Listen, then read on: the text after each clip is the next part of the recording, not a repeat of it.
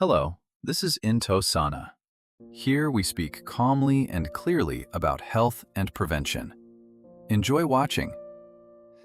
10,000 steps a day, benefit or myth? You have probably heard the recommendation to walk 10,000 steps a day. This number has long become a symbol of a healthy lifestyle. It is shown by fitness trackers, smartwatches, and apps.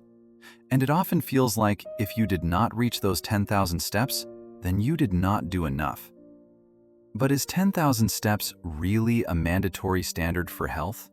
Or is it a bit more complicated than that? Today, I suggest we take a calm and thoughtful look at where this number came from, what science actually says about the benefits of walking, and how to understand how many steps are right for you, without extremes, without universal rules, and without the feeling that you are doing something wrong. Where did 10,000 steps come from? The first important fact, which surprises many people, is that the number 10,000 did not come from medical recommendations. It appeared in Japan in the 1960s as part of a marketing campaign for one of the first pedometers. The number was visually appealing, easy to remember, and worked very well for advertising. Later, it became widely adopted, used by the fitness industry, and eventually embedded in public consciousness. This does not mean that 10,000 steps are bad, but it is important to understand. This number is not a scientific norm by origin, but rather a convenient reference point. Why is walking so important at all? Even though 10,000 steps are not a gold standard for everyone, the idea of walking more is absolutely sound. Walking is a basic human movement. Our bodies evolved to move regularly. Regular walking has a positive effect on the cardiovascular system, blood sugar levels, insulin sensitivity, metabolism, nervous system function, sleep quality, emotional and mental well-being. It is also important to note that walking is one of the safest forms of physical activity, especially when compared to high-intensity sports. What does modern science say about this? Today, scientific recommendations are moving away from a single, specific number of steps. Instead, the focus is on ranges and individual context. Research shows that noticeable health benefits already begin at around 4,000 to 5,000 steps per day. A significant reduction in cardiovascular risk is observed in the range of 7,000 to 9,000 steps. Beyond that point, benefits do not disappear, but their growth becomes less pronounced. In other words, the difference between 3,000 and 6,000 steps is substantial, while the difference between 9,000 and 12,000 steps is far less critical. This is an important point that is often overlooked. Another important aspect that is rarely discussed is walking pace. For health, it is not only the number of steps that matters, but also how actively you move. A moderately brisk pace is the level of intensity at which you can speak in full sentences, but can no longer sing comfortably.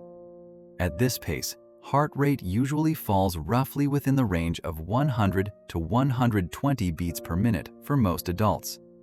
Breathing becomes slightly faster. You feel the effort, but you are not gasping for air and can maintain a conversation without strain. This level of activity is considered moderate and is especially beneficial for the cardiovascular system and metabolic health. At a slower pace, walking is still beneficial, especially at the beginning. But over time, the body needs at least some degree of training stimulus. And that is exactly why there are no universal standards. Why 10,000 steps are not suitable for everyone. One of the most common mistakes is treating 10,000 steps as a mandatory minimum. In reality, the need for movement depends on many factors: age, body weight, level of physical fitness, joint health, spinal condition, overall lifestyle. For example, for someone with obesity or knee joint problems or foot pain, a sudden increase in step count may cause more harm than benefit. In such cases, the goal is not more steps, but safety, stability, and regular, moderate activity. Potential risks that are rarely mentioned. Walking may seem harmless, but with an improper approach, it can also lead to problems. Common risks include knee overload, ankle pain, plantar fasciitis, increased lower back pain, chronic fatigue. Most often, this is not caused by walking itself, but by a sudden increase in load and ignoring signals from the body. Pain is not adaptation. Pain is a signal that the load is not appropriate. Footwear matters more than step count. Another important nuance is footwear. Even an ideal number of steps may bring little benefit if you walk in unsuitable shoes. Poor cushioning, lack of foot support, and worn-out soles increase the load on knees, hips, spine. As a result, a person may seem to be moving more, yet feel worse.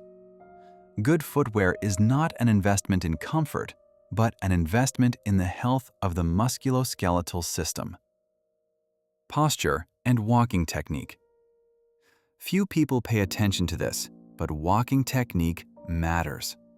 While walking, it is important to keep the head upright, avoid slouching, keep the shoulders relaxed, allow the arms to move freely. A slouched posture increases strain on the neck and lower back and can reduce some of the benefits of walking. How to increase your step count correctly. If you have been walking very little, there is no need to immediately aim for 10,000 steps. The body needs time to adapt. A practical principle is gradual progression. 4,000 becomes 5,000, then 6,000, and so on. Such an increase over several weeks leads to sustainable results without overload or injury. What to focus on instead of numbers. The most important reference point is how you feel. Pay attention to how you feel the next day. Whether you have a sense of energy, whether your sleep improves, whether pain appears. If after walking you feel mild fatigue but not exhaustion, this is a good sign. Conclusion: 10,000 steps are neither a myth nor a magic number. They are just one possible reference point, and they do not suit everyone. For health, what matters more is consistency, safety, an individual approach. Sometimes 6,000 to 7,000 steps suited to your body will bring more benefit than forcing yourself to reach 10,000 at any cost. Walking should support health, not turn into a competition with an app or a strain on your joints. If you have questions or would like to share your experience, I would be glad to discuss it with you in the comments.